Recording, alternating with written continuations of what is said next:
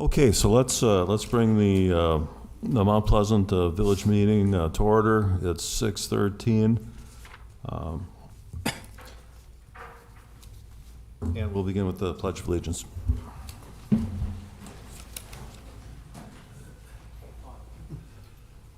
I pledge allegiance to the flag of the United States of America and to the republic for which it stands, one nation, under God, indivisible, with liberty and justice for all.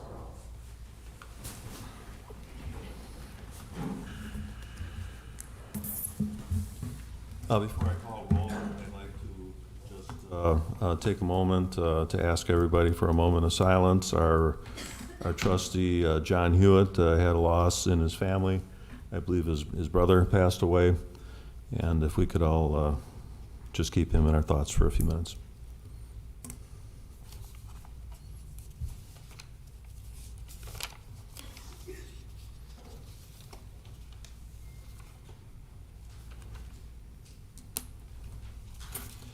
Thank you. Will the clerk call the roll? Thank you.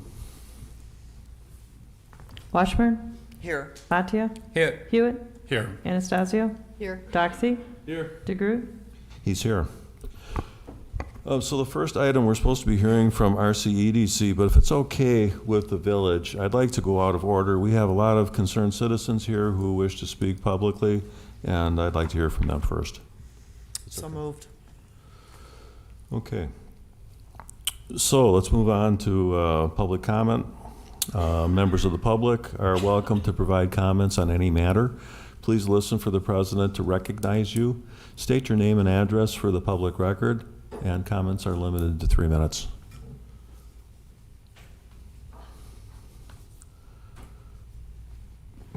So if we can hear from Barbara Simon.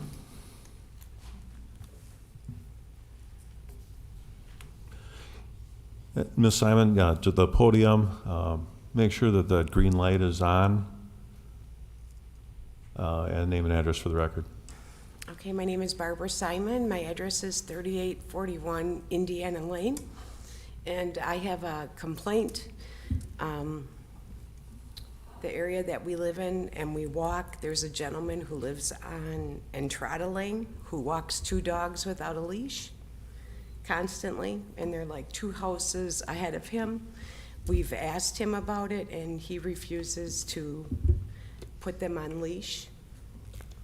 And then in light of the pit bull attacking, and we have a dog who doesn't like other dogs, and our dog is on leash when we walk, and I just wanted to know what can be done about that.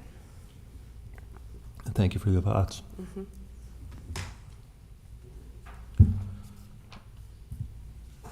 Can we hear from Nancy Hansen?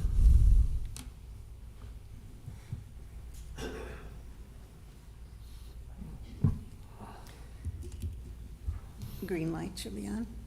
Oh, yeah. My name is Nancy Hansen. I live at 3815 Cardinal Court in Mount Pleasant. And I'm here about the pit bull incident that happened on September 1st. We live right across the street from where the dogs are housed. They are on the southwest corner, and the person that was attacked is on the northwest corner, and we are right at the end of Entrada. So we see a lot of the dogs coming out when they shouldn't be out. My recollection goes back to February 9th, when one of the dogs, it was a black dog, came running up our driveway, and at that point I was coming out of our house trying to get into the car. And as the dog came up, it was growling.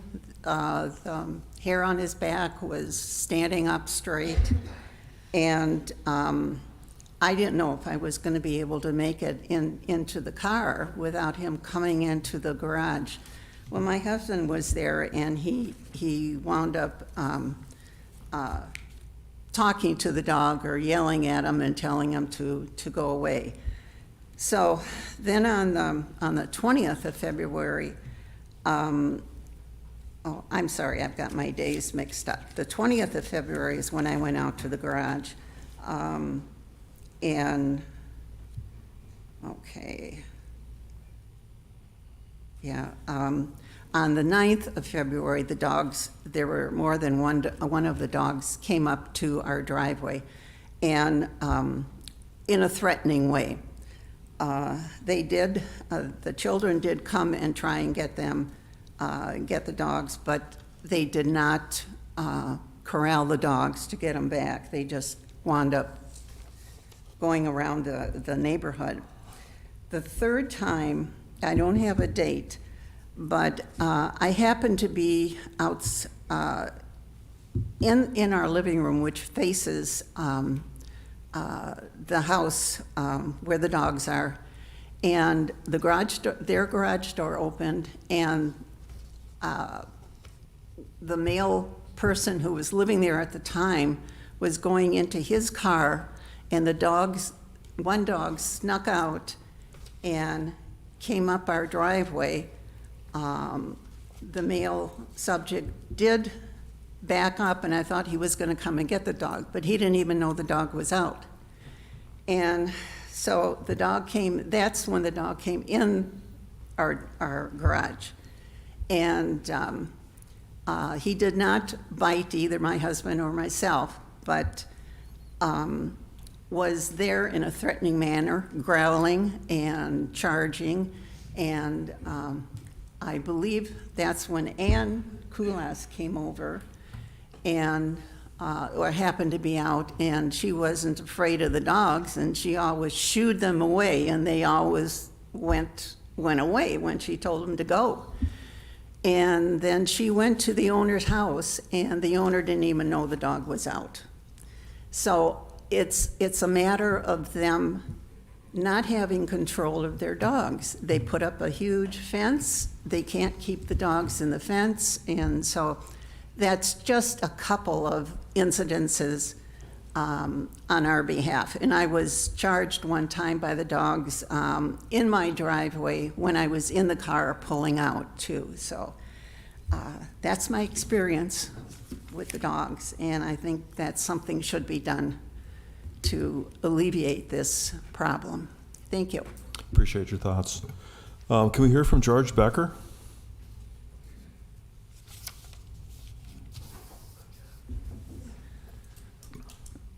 George Becker, 4028 Mallard Lane, Mount Pleasant. I just want to mention one thing. When the lady moved into the neighborhood, I was driving out and I rolled my window down and I said, "Welcome to the neighborhood." And her comment to me was, "This neighborhood is prejudiced and are racist." That's all I have to say. Thank you. I would like to say we're not.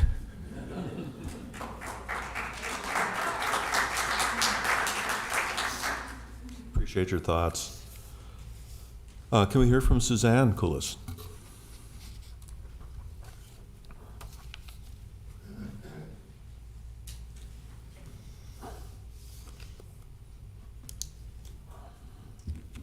I don't know if I can do this. I'm Suzanne Kulas, 3800 Cardinal Court.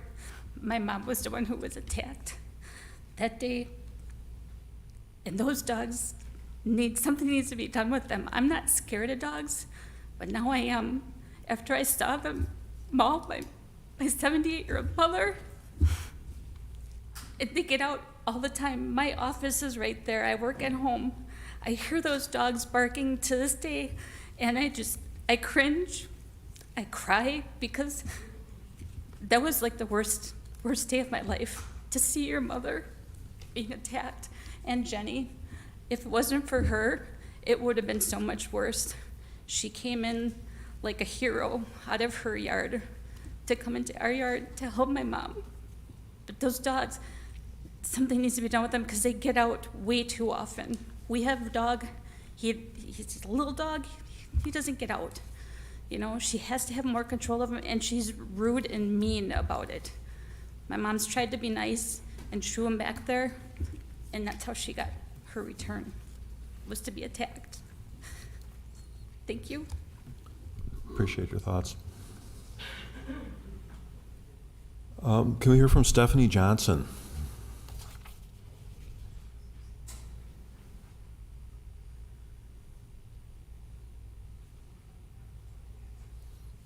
Hello, my name is Stephanie Johnson. I live at 3745 Cardinal Court. I'm here today regarding the pit bull or dog issue. I've had several instances with these dogs going back from last winter. I was helping the children trying to wrangle back the dogs. Drove into the neighborhood. They were just flying across all the front yards, and the kids weren't trying to get a hold of them, so I figured an adult had to step in. To leave a child under the age of 10 home alone with two full-grown aggressive animals like that is beyond me. But aside from that, I have had 2 instances this summer. The owners are nothing but rude and ignorant about the whole situation. They have done absolutely the bare minimum of trying to keep these dogs in their yard. I have 3 huskies of my own, so I know how it is to take care of these full-grown big dogs. It's not that hard. Something has to be kind of in their face saying like, hey, time to shape up. And being here with all my neighbors today is kind of a wake-up call, especially to the city, to do something about these dogs. Thank you.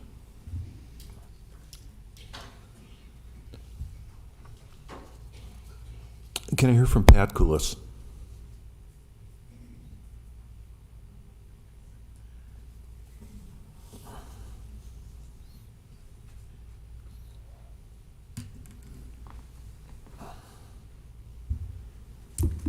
Okay, my name is Ann Koulis. I live at 3800 Cardinal Court. We've lived there for 46 years. I want to say that these dogs have been a nuisance for 2 years since they got them. They started out as puppies running around the neighborhood. Kids couldn't control them. The dogs are not licensed. They have 3 adult pit bulls, and they had 7 puppies last June. They haven't gotten rid of all of them yet.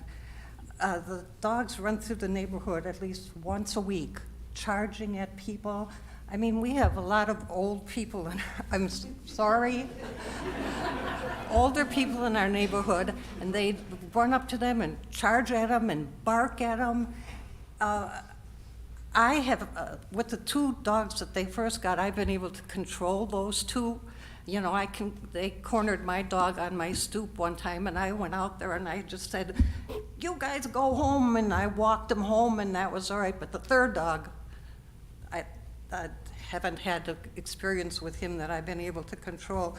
Anyway, on July 31st, I was outside changing my hose around, sprinkling, and I don't know exactly what happened, but the dogs attacked me, and I could not get them to go down. Jenny and my daughter kind of saved me. I had 2 bites on each arm. 1 required 6 stitches, and 2 bites on each leg, which are still bleeding, but they don't stitch up a lot of dog bites unless they're real deep. And the neighbor, Jenny, the neighbor that came to help, got bit on her butt 2 times. These dogs have challenged neighbors many times, and I would like to have them fined and remove, and the dogs removed, because I'm afraid to go out in my yard now, and I like to do gardening and stuff, and it's scary to be out there. So, thank you. Mrs. Koulis, I know this is an emotional time for you, but just as a housekeeping item, I'd ask for your husband, Pat, to come up. Are you speaking for him too, or did he still want to speak? You want to say something? Thank you.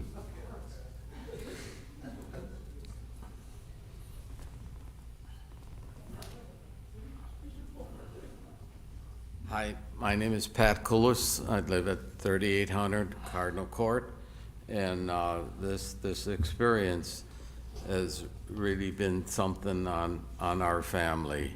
I mean, we're involved going to the hospital, changing bandages, and you know, for the fact that this man that let these dogs out that night, he never talked to the police. I mean, you had 4 squad guys there, and nobody talked to the guy. And what's that all about? Did the guy, does he have a record? But I'm sorry, everybody. I've been, telling everybody else about it, and it was a terrible thing. If you see the gores and 1 inch deep and the blood squirting out that night, both arms, both legs, and something has to be. Those dogs are sitting on top of the fence, and all they have to do is they're sitting on garbage cans. They're supposed to be on a leash. They're under quarantine, and they shouldn't even be there right now. So, thank you for the time. Appreciate your thoughts. Can we hear from James Lewis?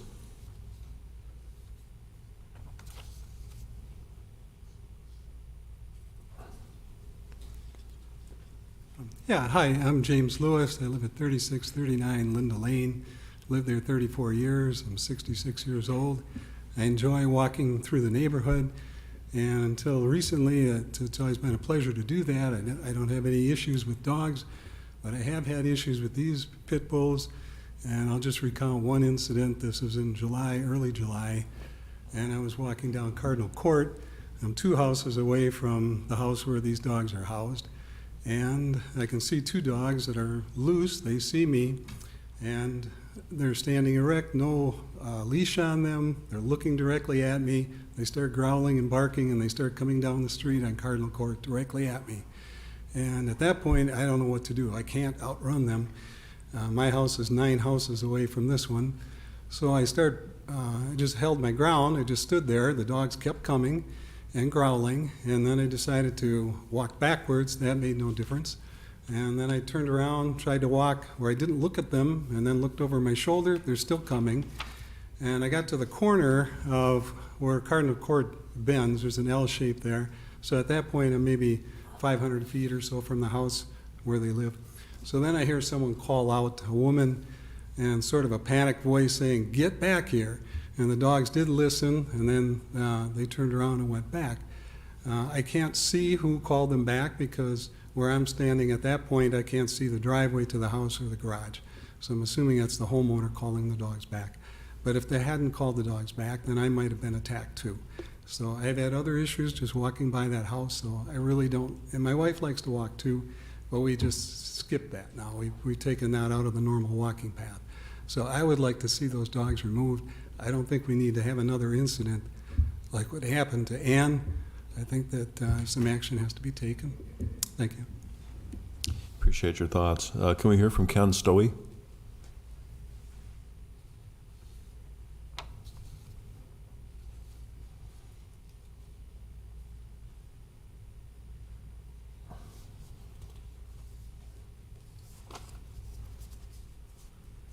Hello, my name is Kenneth Stowey. I live at 4600 Cardinal Court, short distance away from where the incident happened with Ann Coulis being bitten by these dogs. I have one personal experience with these dogs. Several months ago, I was walking with one of my neighbors, George Merringer, who was here. He's disabled and uses a walker. We were walking on Cardinal Court and got to about 2 houses away from where these dogs live, and 2 of the dogs came charging at us very aggressively, and we just stood perfectly still, didn't yell at them or say anything, and another one of our neighbors came out and got the dogs away from us. And if he hadn't done that, I don't know what would have happened. But things like this have been happening for at least 6 months now, and something has to be done. Those dogs should be removed permanently from this location. Thank you.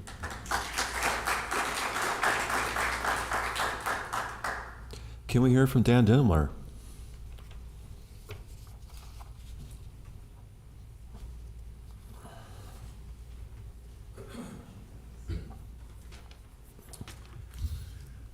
My name is Dan Dimler. I live at 4622 Knollwood Drive. I'm here to ask the board why these dogs that attacked and mauled 2 ladies in our neighborhood are still in the house they came from. This is just around the corner from Mr. DeGroot. Has he been in contact with these victims? Have you talked to the perpetrators? When someone shoots their neighbor for no reason, do they get to keep their gun? The person owning these dogs, our neighbor, has shown they are not capable of controlling these animals, and they must be removed from the house and our neighborhood. If they get out and hurt someone again, our village will be sued for not doing anything to protect the residents against a proven and known danger. You're on notice now. The safety of our citizens must come first, isn't that correct? Get these dogs out and put them down if they have to. They should not be in our neighborhood. Secondly, I want to congratulate my wife Kelly on her very well attended and very informative Foxconn Town Hall. Her expert panel members were great. The audience was allowed to ask questions and get answers whenever possible. We would have all gotten more answers had project manager Claude Loyce shown up. It is beyond any reason that he did not gladly attend that meeting. Mr. Loyce just received a raise and is now paid over $30,000 a month. $30,000 a month. And somehow he continues to be unaccountable to the people who pay his salary. He gives no updates. He answers no questions. Mr. Loyce has said he cannot tell us because it's all secret. Well, has he given you guys updates on exactly what he does, exactly who he talks to, what projects he's working on, what new businesses Foxconn has brought in, behind closed doors? Can you in good conscience say, oh yeah, Claude's doing a great job. If he was on my payroll, if I was paying him my own money, I'd still pay him $30,000 a month to tell us nothing. $300,000 a year he gets. Are you interested in what he's doing? Do you have any curiosity? Prove you care about this village. Give us some evidence we are spending our money wisely. Have a real Foxconn update and take questions from these guys, your citizens.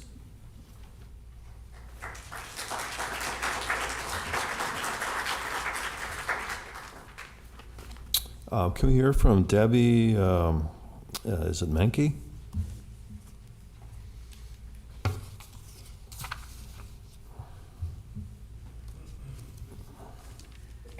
Hi, I'm Debbie Menk. I live at 4624 Cardinal Court with my 87-year-old father, who I'm caring for.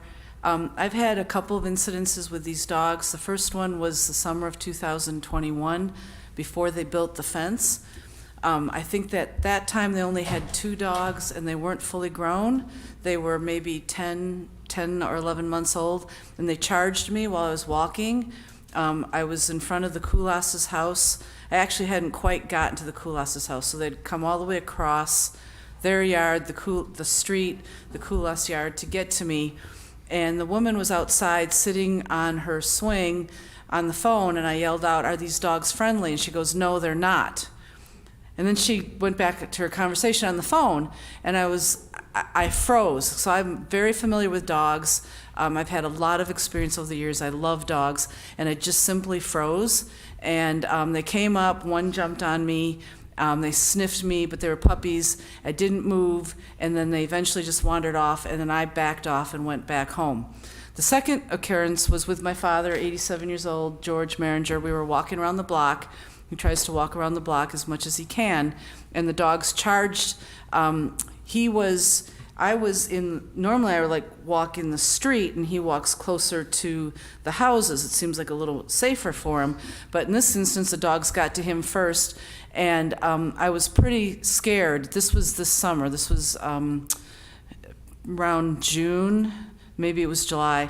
There were 2 dogs charging the kids, and there was a man in the driveway, and there were 2 kids. The man made no effort. He was on the phone also, made no effort to control the dogs. And this time I went shouting at him and waving my arms and screaming. And a neighbor, I think 2 neighbors came out and helped, and they started yelling at the dogs. And there were like 3 of us yelling, and we kind of beat the dogs back a little bit, but the man never made any effort. And then the third instance, my dad was walking with Ken Stowey and was charged. So we're pretty frightened of these dogs. Suzanne didn't mention it, but she has pictures from standing in her yard. She has pictures of the dogs looking over the fence. So when that privacy fence went up, I was like, oh, great, now we won't have any more dog problems. But I'm not sure why they built the fence, because they certainly don't use it. And now the dogs can see over the fence because they're standing on something. So I think these dogs need to be removed.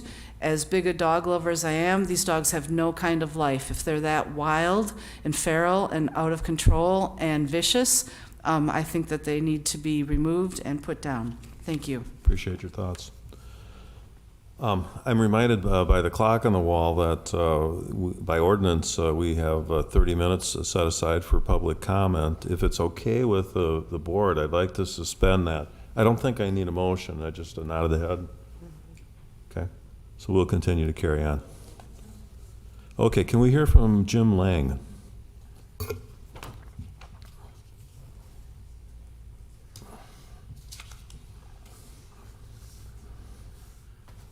My name is Jim Lang. I live at 4638 Entrada Drive. I live directly across the street from the house that this is occurring at. The address of the house that it's occurring at is 3810 Cardinal Court.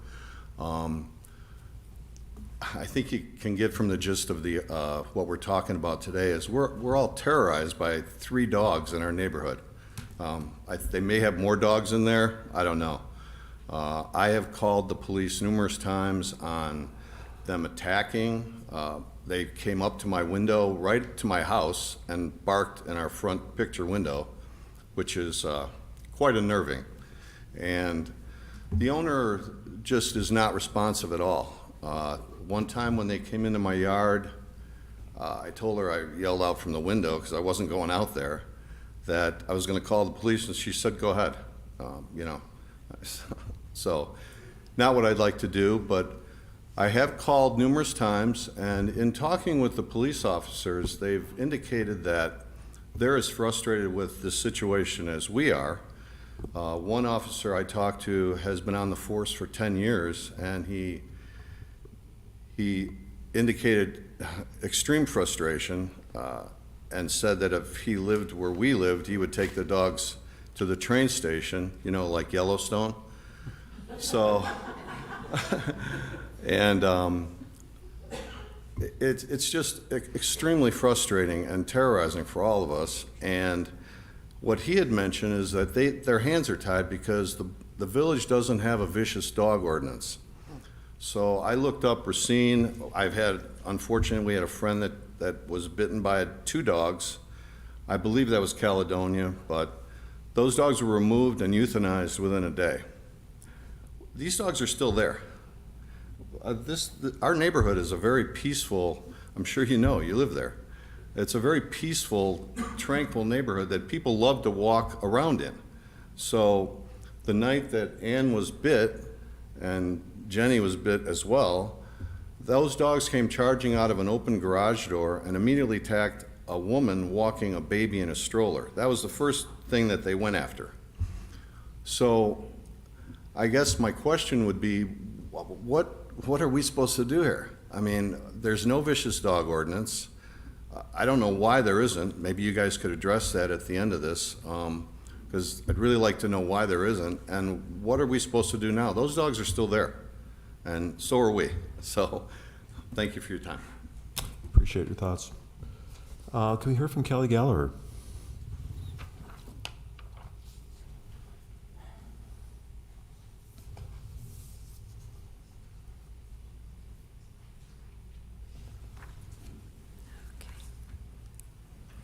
Kelly Gallagher, 4622 Nola Drive.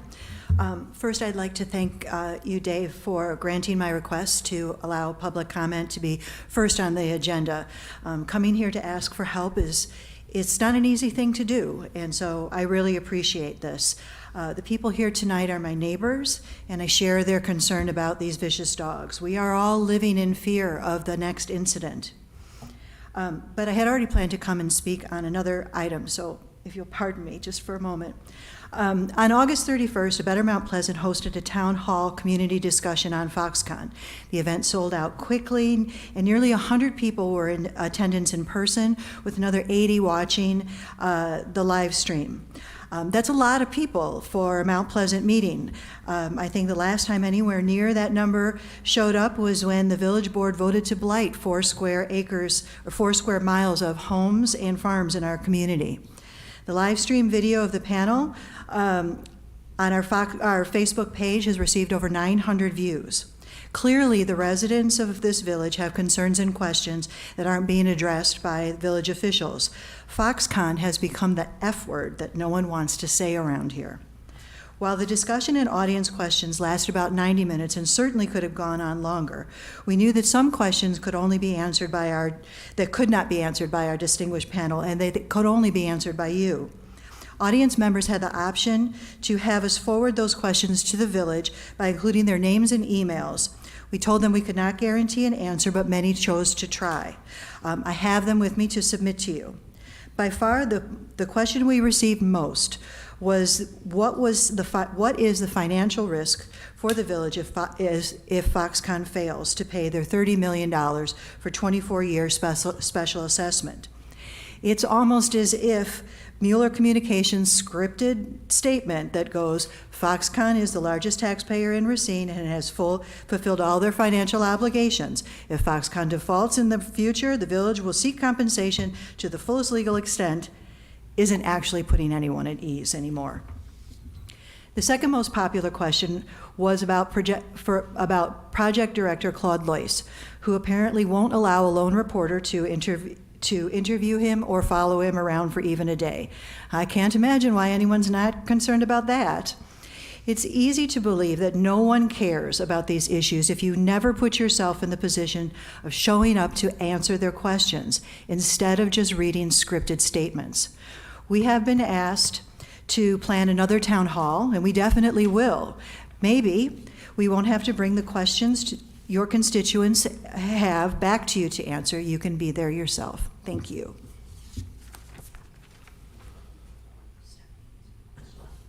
Can we hear from Carol Cameron?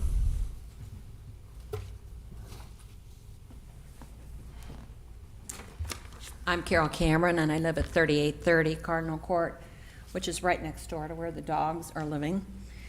And I just have to say almost what everyone in here is feeling, that ever since these dogs have moved in, I'm not the same person because I have seen them roaming through the neighborhood free. I have seen them digging, pooping in other yards. I've watched them chase bikes, dog walkers, you know, all the incidences. And I have to say that we are in such a quiet, wonderful neighborhood. I just love it there. I've been there for 38 years. And I have to tell you, I am now afraid to go out and do any yard work. I am afraid that I don't even have friends over to entertain them outside anymore. I carry a dog spray and an alarm just to go down and get my mail because I've been chased up that driveway, and I'm 75 years old, and I don't know how much longer I'll be able to outrun them. So, you know, I'm really asking you to please do something with this matter. I am living right next door to where I can now see the dogs as I look at the fence that used to be higher. So they have something they've put there, and the dogs are up on top of that. So it's just a matter of time before they will come and jump over that fence. I can guarantee it if they don't get out some other way. So I'm just here to tell you that I so appreciate the neighbors coming, because even if you don't live right next door to them, I know we're all in fear and we don't feel safe in this neighborhood anymore. And even if you're not speaking tonight, would you just raise your hand if you feel uncomfortable living in this neighborhood now with all the dogs? Something has to be done. I'm sorry, but I thank you very much for your time, and I hope that you'll do something before there's another incident like we had with Ann and Jen. Appreciate your thoughts. Thank you. Can I hear from Jennifer Williams? You get the bad cleanup.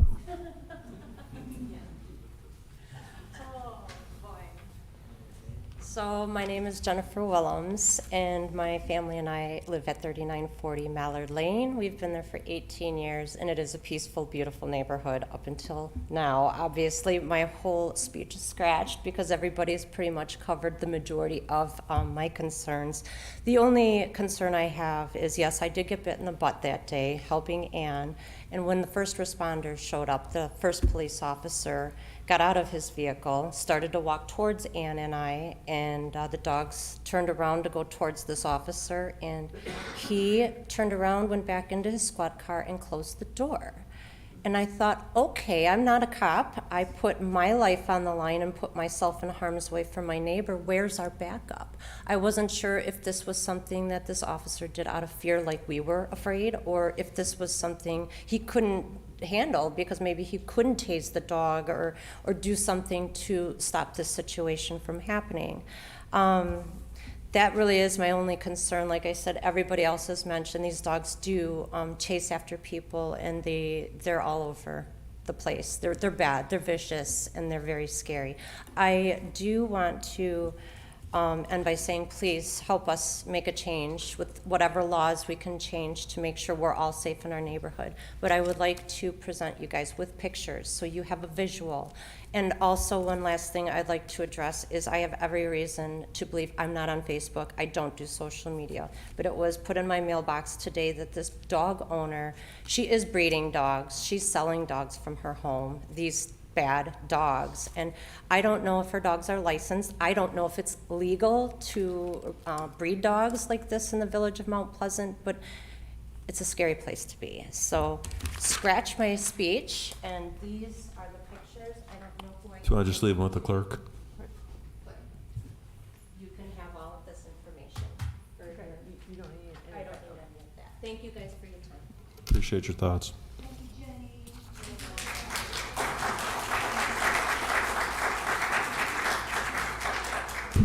Is there anybody else that wished to speak publicly that hadn't signed up? If you could, sign your paperwork on the way out. Certainly. My name is Ellen Becker. I live at 4028 Mallard Lane, and my husband George spoke. We live several houses down. My concern, well, I have twofold concern. The first is, from a teacher's perspective, you have young children who are expected to take care of these dogs, and their education and their time is compromised because apparently the adults living in the house have not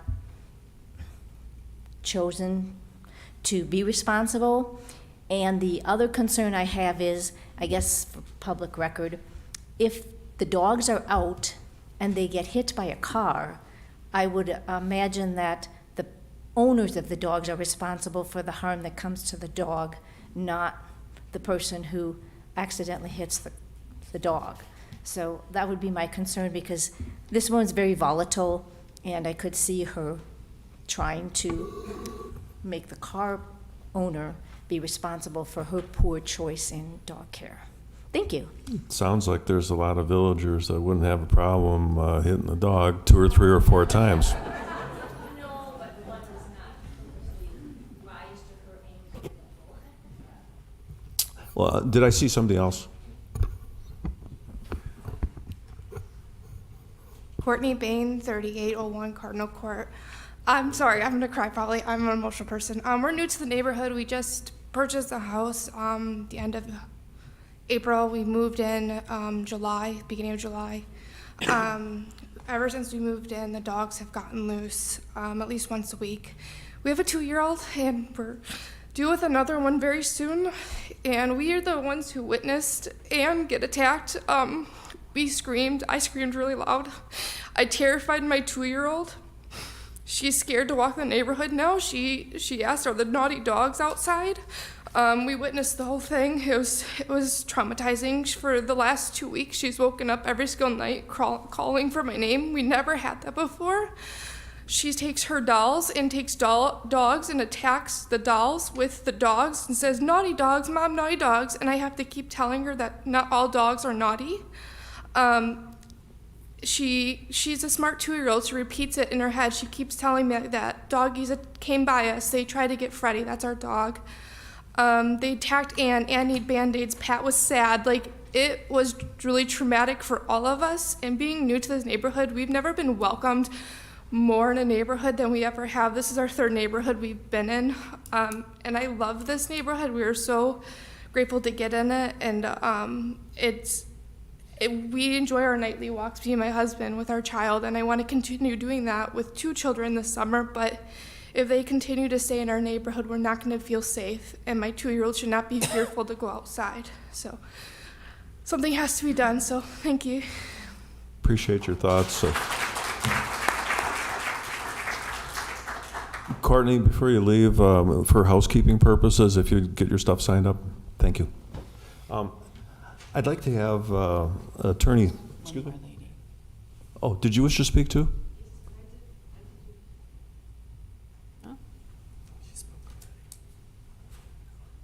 Name and address for the record, please.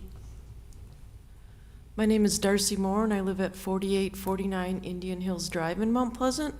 And I'm here out of concern for my 87-year-old father, George Merringer, who lives on Cardinal Court, and for all of his neighbors. I won't reiterate the problems because I think that's obvious by the turnout here and everybody who's already spoken. I really just have one thing I wanted to address tonight is I read the police report after Ann was attacked.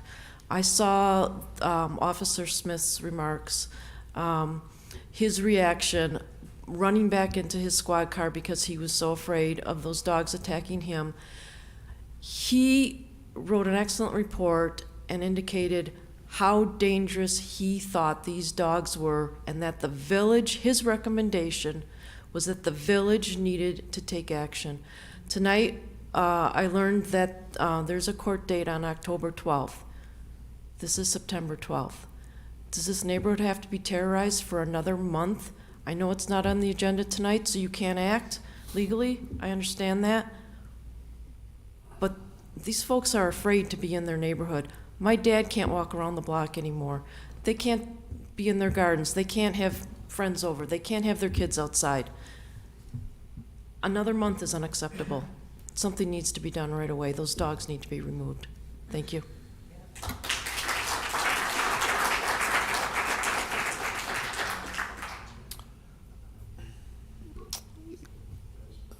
If you would, sure. Name and address. Yes. Patrick Metzger. We live at 4018 Mallard Lane. We've been there 27 years. Not to reiterate what everyone has already said, but I work at home most of the time now, and I'm in and out of the house, or I'm watching from outside. Then I talk about 2 populations. Really, there's the population of people that walk and exercise in the neighborhood is unbelievable. It's wonderful. There are all ages, and there are many people that are on different modes of transportations. There's bicycles, there's young people with young children, and they're on bikes, they're on scooters. There's also baby carriages and things. And the walking starts, I'm an early riser, so it starts could be as early as 6 in the morning, 6:30. And it's been late at night. There's bicycle riders with lights on their bikes and things that are still going around. So that population, certainly it's very, very bad. We've tried to spread the word about the danger down on the corner. Second population is the young children, grandchildren that we have. There is a dog in the back of our neighborhood, and fenced, very nice young dog, and our children come over, and grandchildren, and they play and they run, and we're only a couple of houses from Jen, and the dogs have not made it all the way down to our house yet. But if they saw the activity that takes place in our backyard when our grandkids are around, certainly would raise the aggressiveness, I think, of those dogs coming in for sure. So would ask the board to take action, and I think it's been a very informative response from the neighborhood tonight, and certainly hope that you're able to remedy this situation quickly so that we don't have, we can enjoy our neighborhood like we have for decades. Thank you.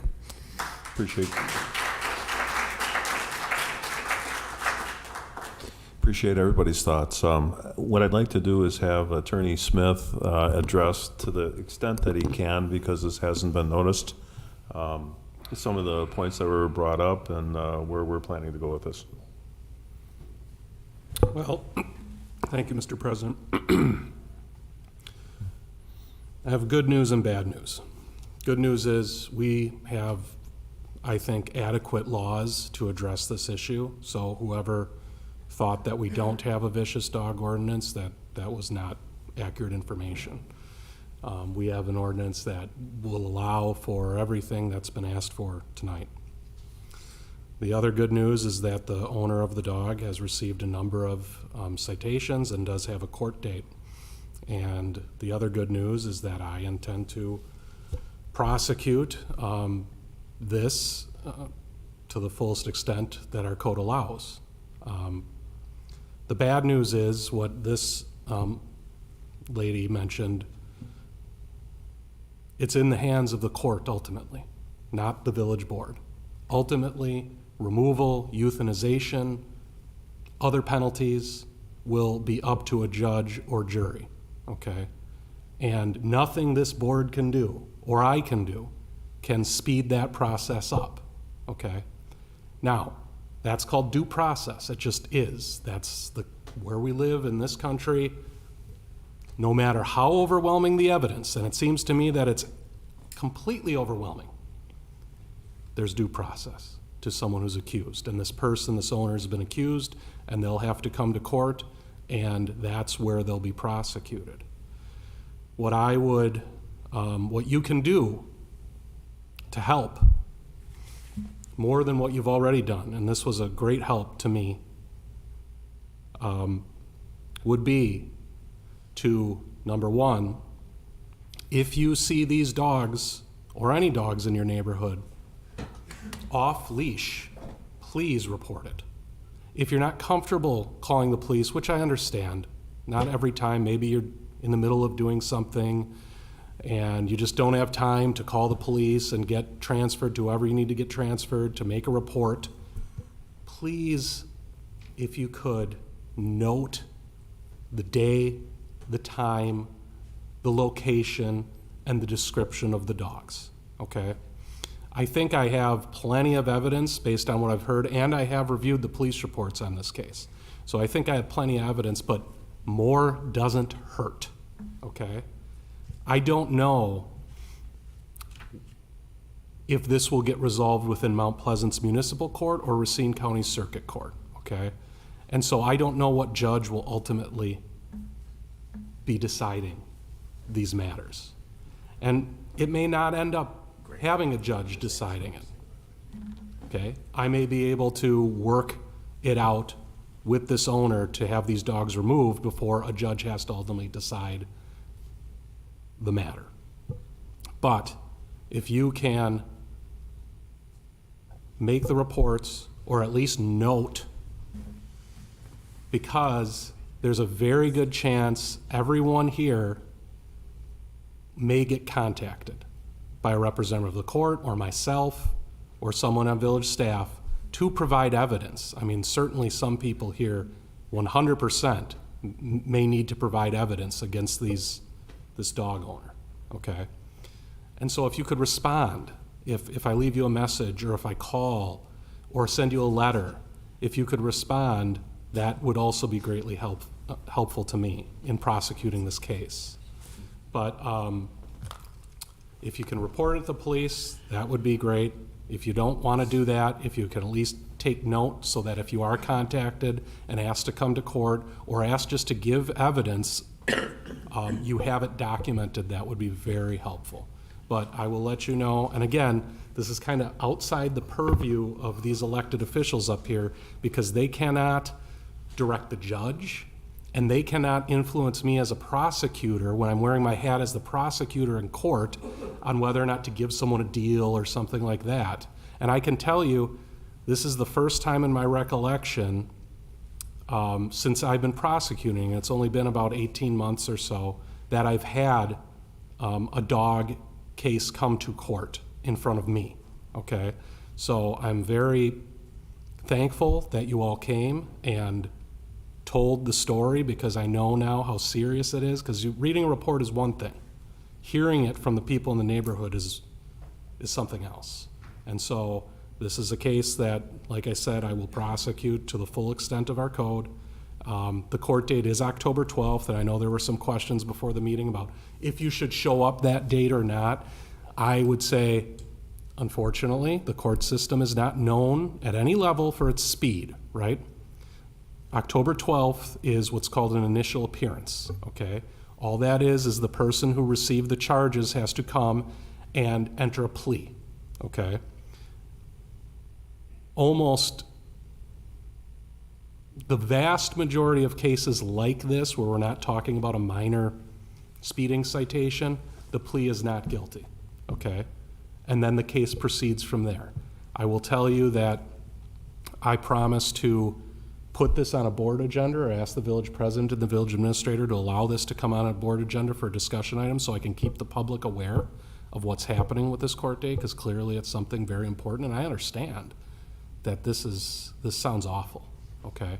And so I don't know what else I can tell you tonight. I wish I could say that I could snap my fingers and these dogs are gone, but I'll do everything in my power to make sure that's what the end result is. Attorney Smith, can Andrew has a question?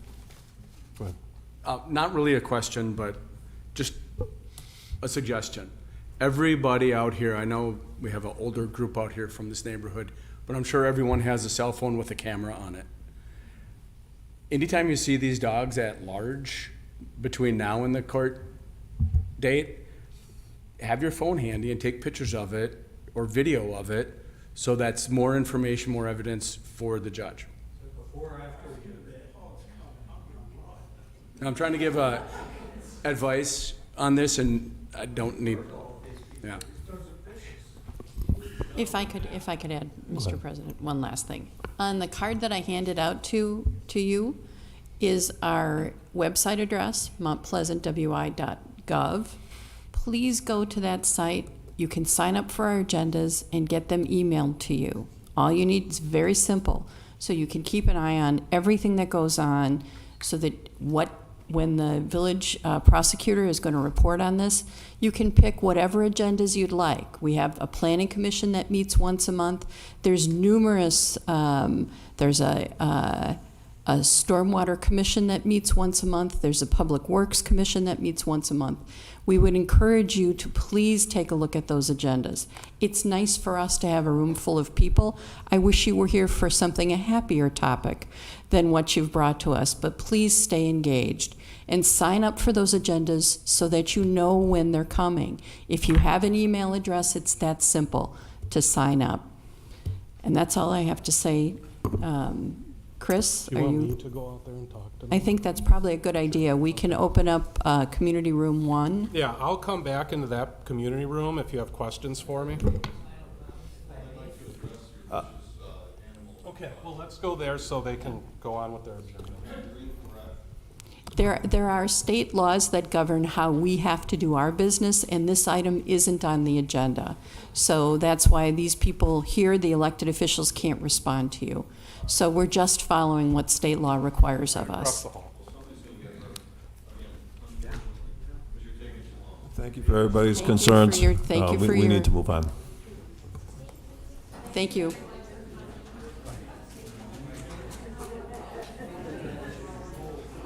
Thank you.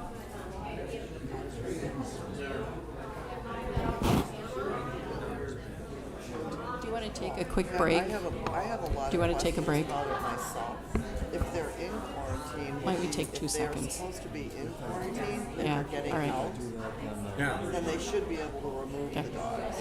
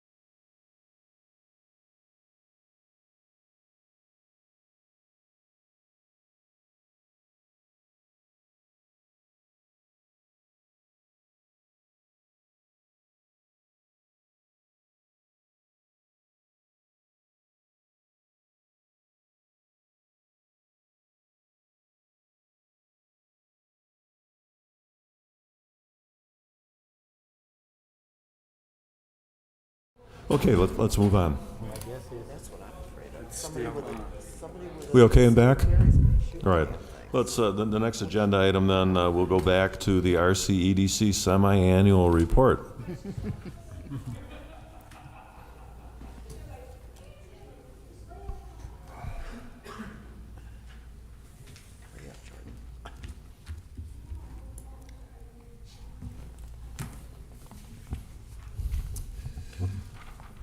Great. Is this still on? All right, good.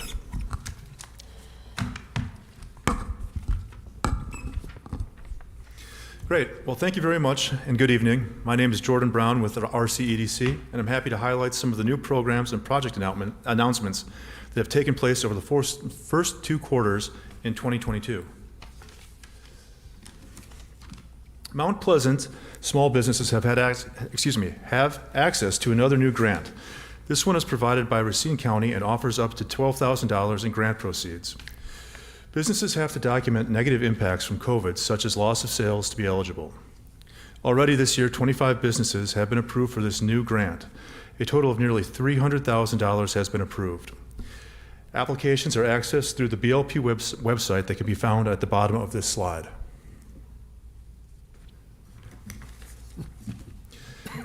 One of the recipients, Beauty and Brow, was featured in a press release.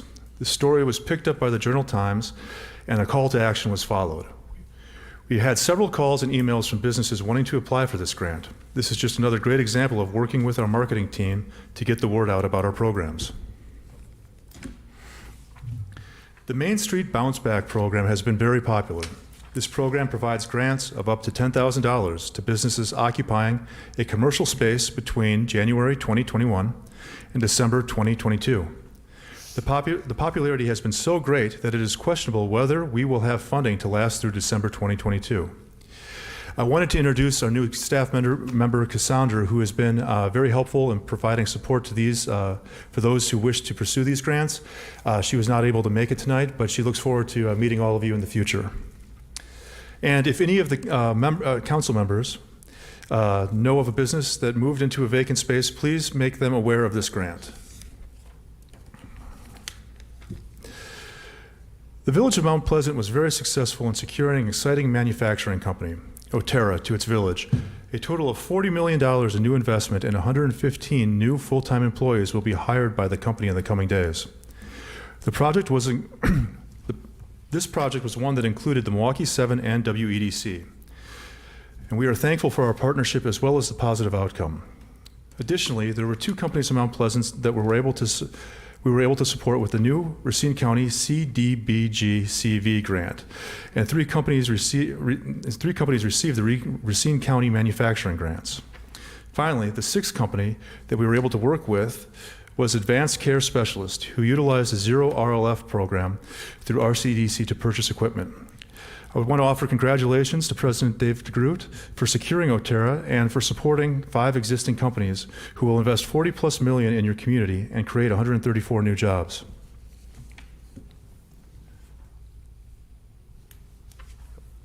I guess I'm behind a slide, sorry.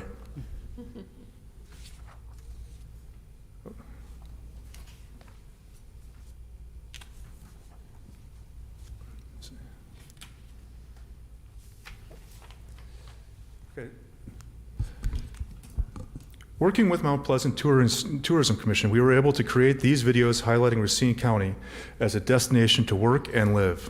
This effort supports both our goals to attract talent and the Commission's goals to attract visitors.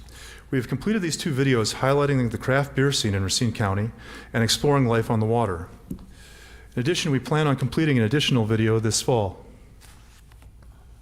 These are the 2 videos right here. I would also like to highlight support across Racine County. 2 significant announcements occurred in Caledonia.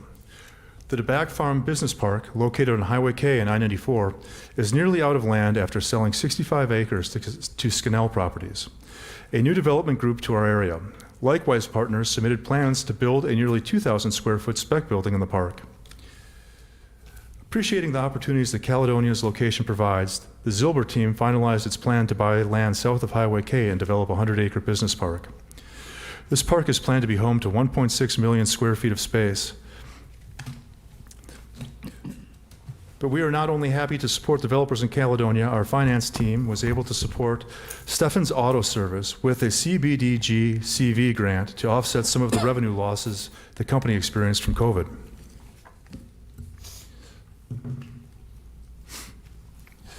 This side celebrates the opening of CSL. CSL manufactures food additives, probiotics. The company's newly constructed facility is home to 31 new professionals, many of which moved to the area to work for this company. So far this year, RCEDC in Burlington were able to recruit new businesses to the city's downtown, support 3 existing companies with their expansion projects, and host an event at the Loop to recognize a handful of small businesses in Burlington. The 4 companies listed on the screen used 3 different financial programs to successfully complete their projects. The 3 programs were the RCEDC-funded RLF, Burlington's RLF, and the Burlington Grant. A total of 46 new jobs were created by these expanding businesses. In addition to providing technical and financial resources to local businesses, our marketing team continues to promote Racine County, highlight local businesses, create and host events. These events showcase our local businesses and the financial resources they've used. We've partnered with Community State Bank to host another Business Growth Solutions program. In February, we held the event at the Loop and had 70 attendees. The speakers included Low Daily, Runaway Brewery, The Loop, and clinical psychologists. They did a great job of telling their stories with candor and humor. The tours of the Loop facility were offered after the program, and another event like this is planned in Racine, and we have another one planned in September.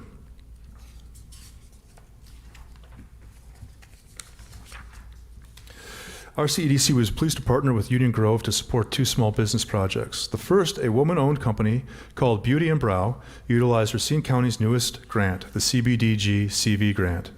As you can see, the state government is not it's not clever with their grant names, but regardless, the newest grant has been a critical lifeline for many of the local small businesses. Like this company, many grant recipients are using these grant dollars to offset the losses in revenues resulting from COVID. If any of our leaders are aware of small businesses with less than 5 employees that were negatively impacted by COVID, please contact me after this meeting.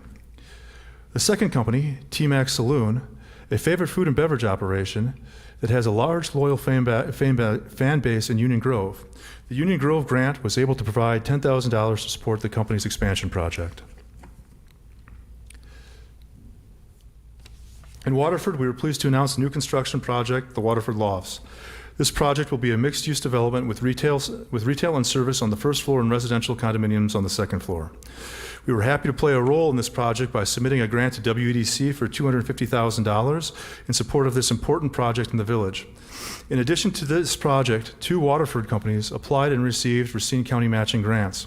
These 2 companies were Flitz International and Waterford Stillhouse. These companies used the grants to expand their online marketing presence. Overall, more than $6 million in new investment were announced in Waterford this past 6 months.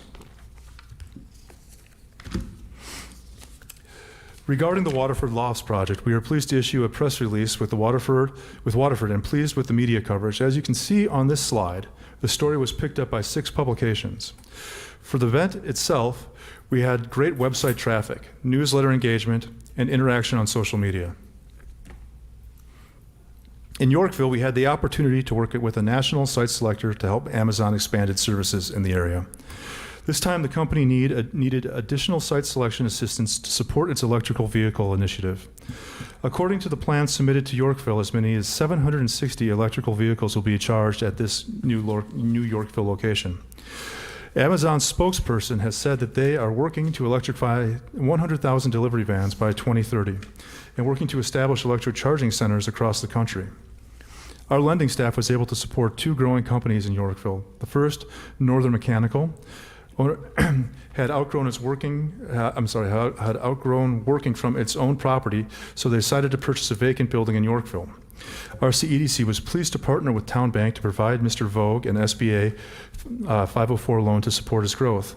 And finally, in Yorkville, we were able to provide Racine County matching grant to Speedy Packaging to fund the portion of the company's training costs. In Sturtevant, our staff has been working with President Rosenbaum to develop new programs to support Sturtevant's businesses.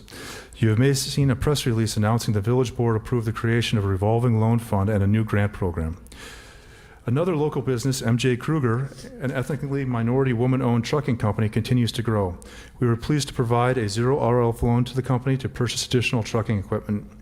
Finally, our staff was able to successfully secure a buyer for one of the village-owned parcels. The sale of this will allow the company to build a new facility and add more workforce.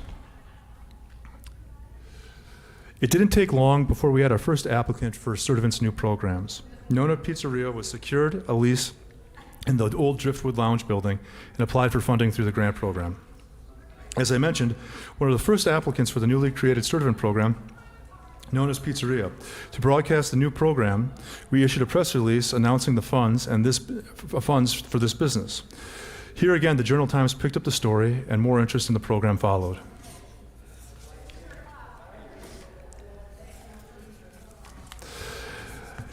And now for the city of Racine. A total of 13 businesses received financial support from RCEDC these past 6 months. Many of you have seen the press release announcing Summit Packaging's expansion. With the support of the mayor and the city in the process of creating a new tax increment district to support this project, for those of you that are unfamiliar with this project, the company produces valves and actuators for aerosol cans for companies such as SC Johnson, Rust-Oleum, and Procter & Gamble. A solid company in our community and one of the ones we're particularly proud to support.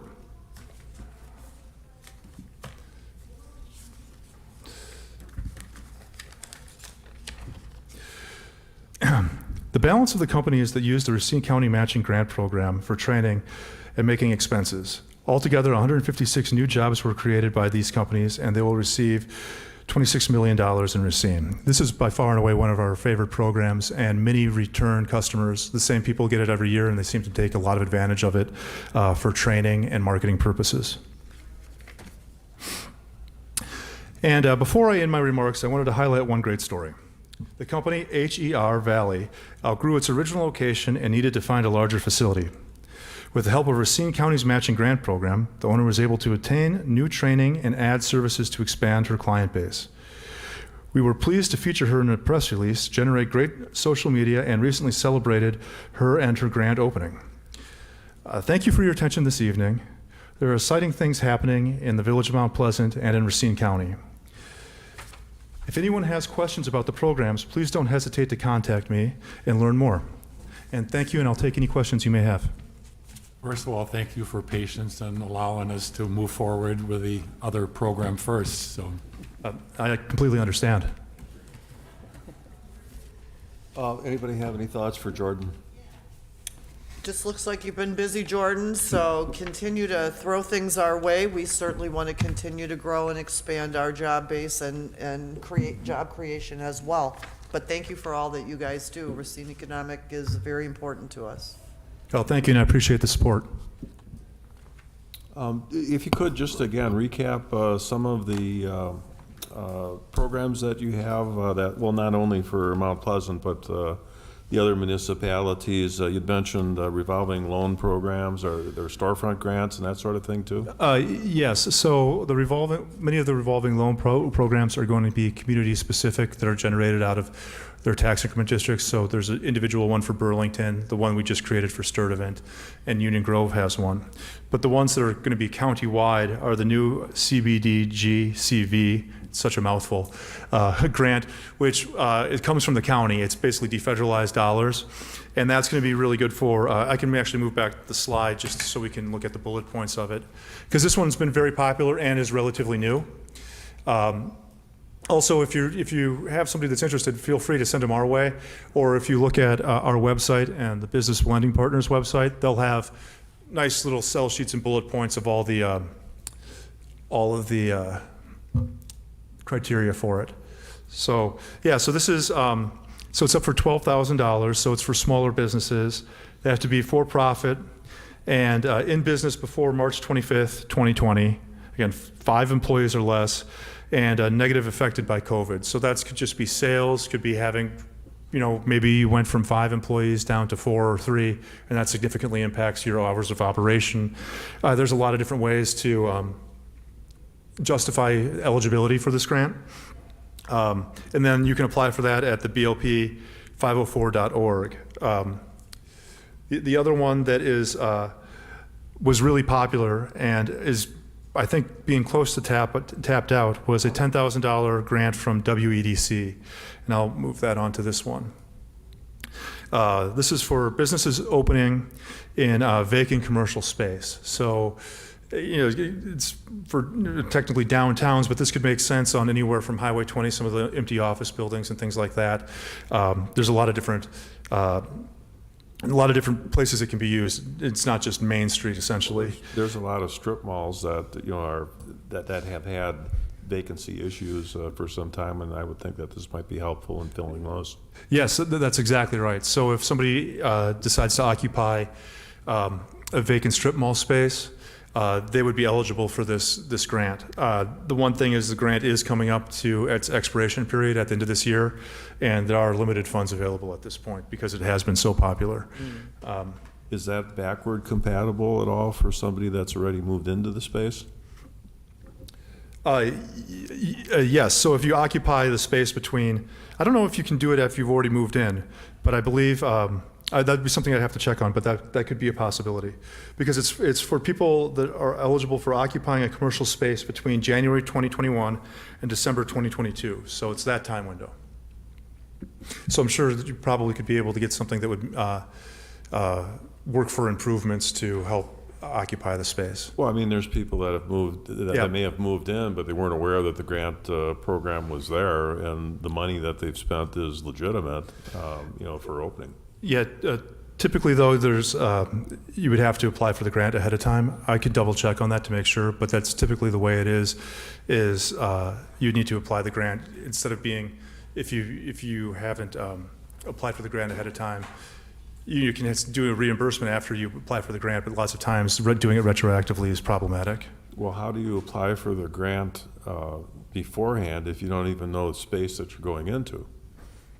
Or is the grant at that point irrespective of space? Yeah, it could be that way, yeah. Technically, you'd find your space, and then in the process of doing your closing or signing your lease, this would be all part of it. I can check on the timeline, though. This is something that I myself personally have not touched as much, except for just doing outreach for it and doing the processing of it. It is going to be expiring, though, in 2 months. So, and then the other one is the matching grant program, too, and that's something that I would really suggest anyone that's a small business inside of Racine County to look in and see if you're eligible for. There are some specific things with minority ownership and disadvantaged businesses, but that program is very, very popular. The businesses that use it reapply for it every year just because it's very helpful when it comes to training and marketing. It's a matching grant, so it's essentially money that they're probably already going to spend, but then can spend it on double what they would normally spend for their marketing budget. Or if they hired somebody and they need to train them, this can go to training costs, so things like that. So like Speedy Packaging, who we mentioned that by name, that did a matching grant program, they apply for it pretty much every year. So it's a very popular program once people actually take advantage of it. Okay. Thank you very much, Jordan. Okay, thank you. Appreciate it.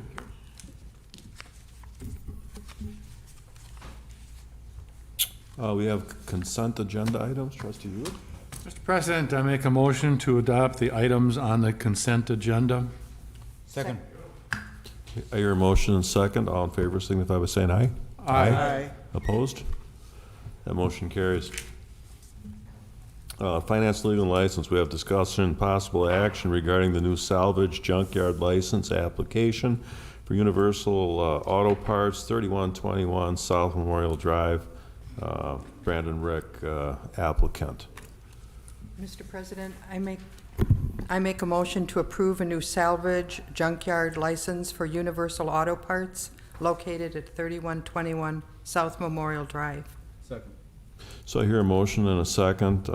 As I remember, this was at a committee of the whole meeting a couple of weeks back where we went into this with some detail. Did the clerk have any other thoughts on the license? Okay. So the motion's in front of us. Do I need a? No, roll call, no. Let's Voice just, votes. let's just do voice vote on that. All in favor? Aye. Aye. Opposed? Motion carries.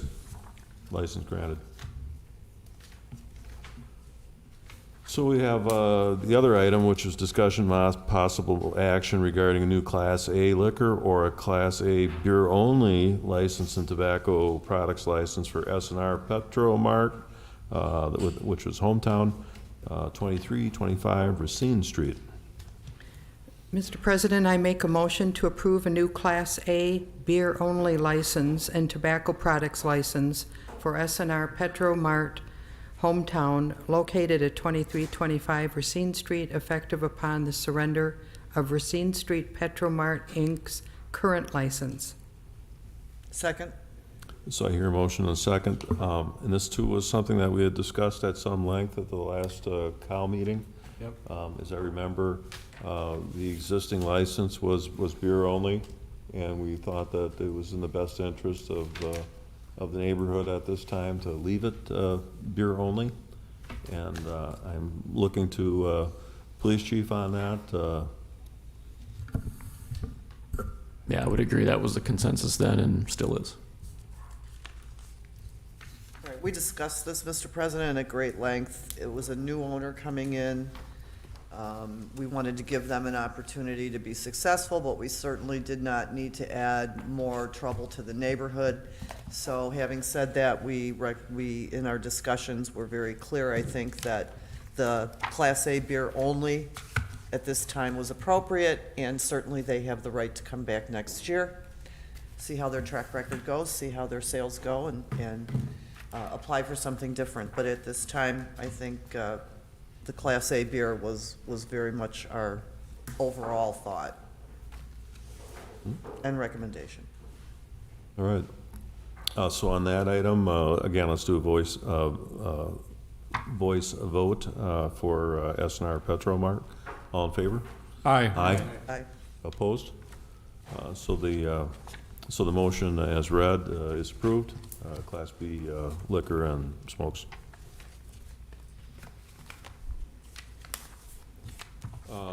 Regarding item H, the discussion possible action on the McGrath study, resolution 9-2022.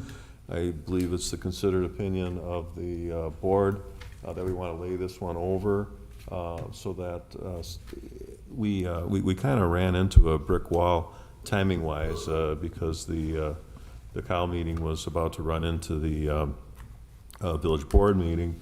And we had a number of people that wanted to speak at the board meeting, as you've obviously heard. So we really didn't have a chance to vet this and think about it, consider it, and question it, as some of us may have wanted to. So I'd like to pull that, and we'll reschedule this for the next COW, and we'll village board it as at the same time. Do you need a motion to lay this over, Mr. President? I don't think so. Okay. I don't think so. We're just pulling it from the agenda for tonight. I think that's a good idea. Okay, reports. Trustee Clausen usually reports, but she's not here. So item 7, announcements or recognition of village residents, employees, memorials, and non-political community events.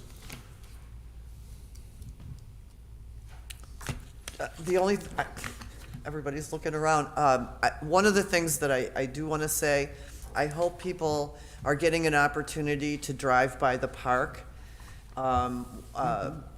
It's really fun to come around the road, Renaissance Boulevard, and we see the top of the pavilion, and it's really taking shape, and seeing that pavilion is just kind of like rising out of the sand. So it's very exciting to see that moving along, and a very nice, I hope everyone's enjoying the progress and driving by it.